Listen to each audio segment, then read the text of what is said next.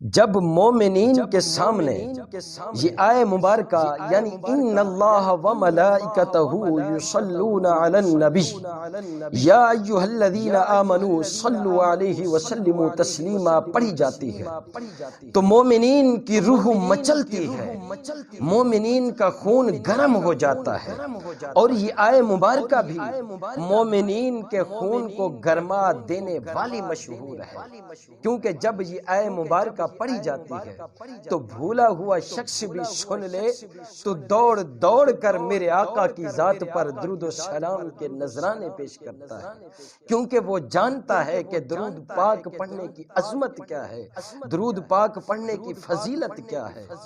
ایک دن حضرت سیدنا جبرائیل علیہ السلام بارگاہ خواجہ دو عالم صلی اللہ علیہ وسلم میں حاضر ہوئے، عرض کرتے ہیں یا رسول اللہ، میں نے آج ایک عجیب و غریب واقعہ دیکھا۔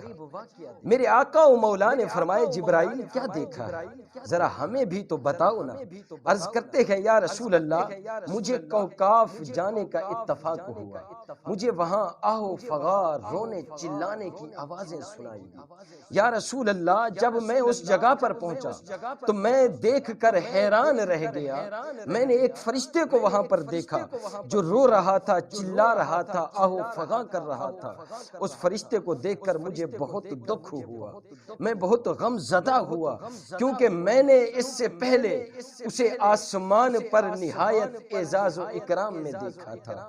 وہ ایک نورانی تخت پر بیٹھا تھا، 70,000 فرشتے اس کے ارد گرد رہتے اور اس کی خدمت میں صف بستہ ہوتے۔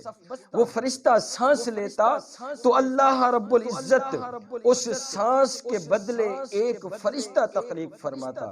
مگر یا رسول اللہ صلی اللہ علیہ وسلم، جب آج میں نے اسے وادی کوکاف میں خستہ حال دیکھا، شکستہ بال دیکھا، روتے دھوتے دیکھا تو مجھے بہت دکھ ہوا۔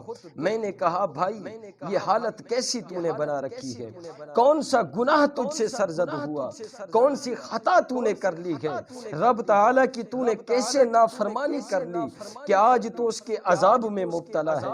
تو رو کر کہنے لگا اے جبرائیل مت پوچھو، مت پوچھو، میری خطا بہت بڑی ہے، میرا گناہ بہت بڑا ہے۔ اے جبرائیل کاش میں وہ گناہ کبھی نہ کرتا، وہ خطا مجھ سے کبھی سرزد نہ ہوتی۔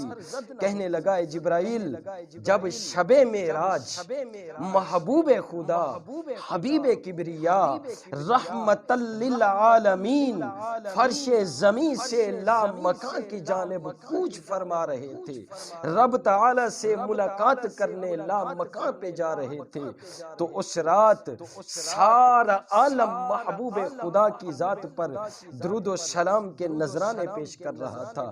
آسمانوں کے تمام ملائکہ بارگاہ محبوب خدا میں درود و سلام کے نذرانے پیش کر رہے تھے۔ آسمان کے تمام ملائکہ محبوب خدا کے استقبال کے لیے صف بستہ کھڑے تھے، حضور کی تعظیم و تکریم کے لیے صف بستہ کھڑے تھے۔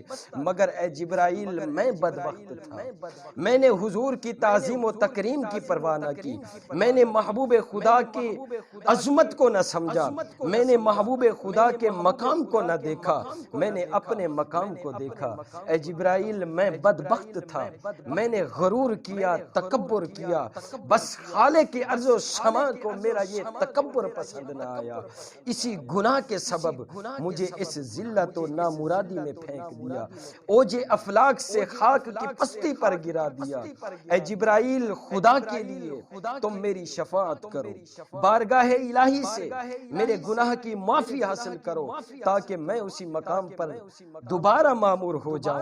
تو عرض کرتے ہیں یا رسول اللہ صلی اللہ علیہ وسلم، میں نے بارگاہ رب العزت میں اس فرشتے کی معافی کی درخواست کی، نہایت آہوزاری سے شفاعت کی، تو رب تعالیٰ نے فرمایا اے جبرائیل اس فرشتے کو جا کر بتا دو، اسے میرا پیغام سنا دو جا کر کہ وہ اگر کسی قسم کی رعایت چاہتا ہے، وہ اپنے گناہ کی معافی چاہتا ہے تو آج بھی میرے محبوب کی ذات پر درود و سلام کے نذرانے پیش کرے۔